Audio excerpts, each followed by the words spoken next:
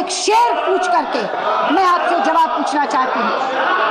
तू इधर उधर की ना बात कर, ये बता कि काफिला क्यों लूटा। तू इधर उधर की ना बात कर, ये बता कि काफिला क्यों लूटा।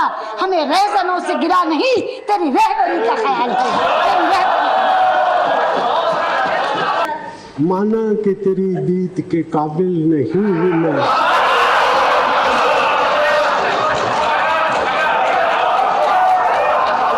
എപ്പോഴും സൗമ്യനായിരുന്നു മുൻ പ്രധാനമന്ത്രി ഡോക്ടർ മൻമോഹൻ സിംഗ്. അമിത വികാര പ്രകടനങ്ങളില്ല. പ്രസംഗരീതി സൗമ്യമായിരുന്നുവെങ്കിലും പക്ഷേ അതിലെ വാക്കുകൾക്ക് മൂർച്ചയുണ്ടായിരുന്നു. കുറിക്ക് കൊള്ളുന്നവയായിരുന്നു. അർത്ഥതലങ്ങൾ ഏറെയുള്ളവ. രാഷ്ട്രീയ വിമർശനങ്ങൾക്കും അദ്ദേഹം ഒരിക്കലും മടി കാണിച്ചില്ല.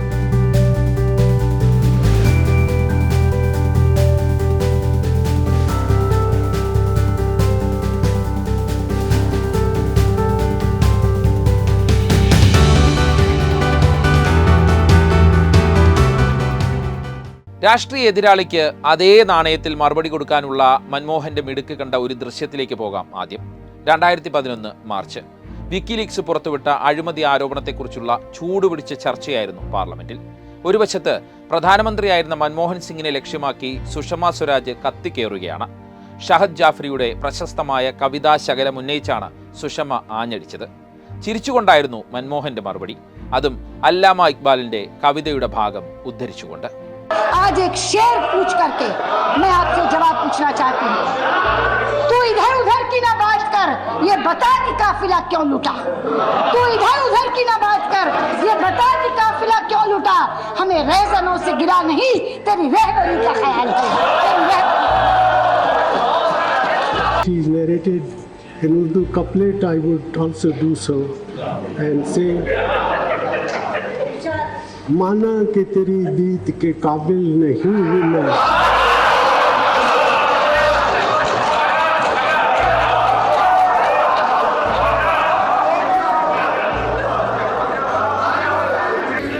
माना कि तेरी दीद के काबिल नहीं हूँ मैं। तू मेरा शौक तो देख, मेरा इंतजार देख।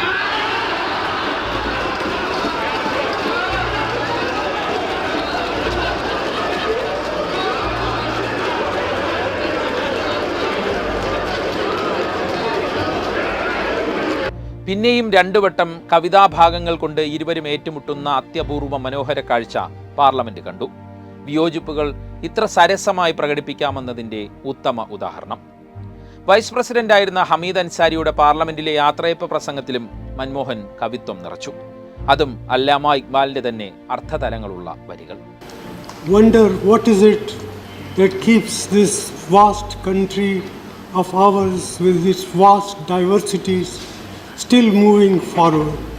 And I am reminded of a couplet by Iqbal, मिट गए मिस्र यूनान और रोमा, कायम है अब तक लेकिन कायम है अब तक नामो निशान हमारा, कुछ बात है कि हस्ती मिटती नहीं हमारी, सदियों रहा है दुश्मन दौरे ज़माना हमारा. പാർലമെന്റിൽ അദ്ദേഹം അവസാനമായി പ്രസംഗിച്ചത് നോട്ട് നിരോധനത്തിനെതിരെയായിരുന്നു. ഒരു സാമ്പത്തിക വിദഗ്ധന്റെ കൃത്യവും വ്യക്തവുമായ വിമർശനമായിരുന്നു ആ വാക്കുകളുടെ കാതൽ. സംഘടിത കൊള്ളയും ചരിത്രപരമായ വീഴ്ചയുമാണ് നോട്ട് നിരോധനം എന്നാണ് മൻമോഹൻ മോദിയുടെ മുഖത്ത് നോക്കി പറഞ്ഞത്. The Prime Minister must come with some constructive proposal how we can implement the scheme and at the same time prevent this distress that has been caused to the common people. That the way the scheme has been implemented, it's a monumental management failure, and in fact it is a case of organized loot and legalized plunder of the government.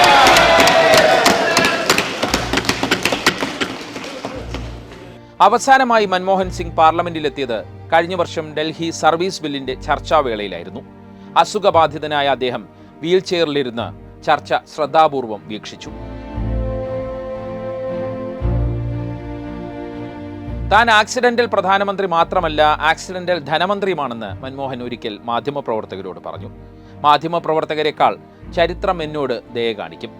അശക്തനായ പ്രധാനമന്ത്രി എന്ന വിമർശനങ്ങൾക്കുള്ള മറുപടിയായിരുന്നു അത്. Honestly believe that history will be kinder to me than the contemporary media or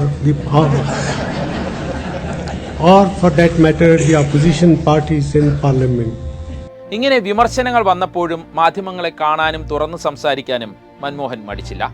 ചോദ്യങ്ങളെ ഒരിക്കലും പേടിച്ചില്ല. ഒന്നിൻ്റെയും credit ഏറ്റെടുത്തില്ല. പൂർവികർക്ക് മേൽ ഒരു കുറ്റവും മൻമോഹൻ സിംഗ് ചാർത്തിയില്ല. അത്തരത്തിൽ Indian രാഷ്ട്രീയം കണ്ട കുലീനവും ഉയർന്ന മൂല്യവുമുള്ള ദീർഘദർശിയായ നേതാവാണ് വിടവാങ്ങിയത്.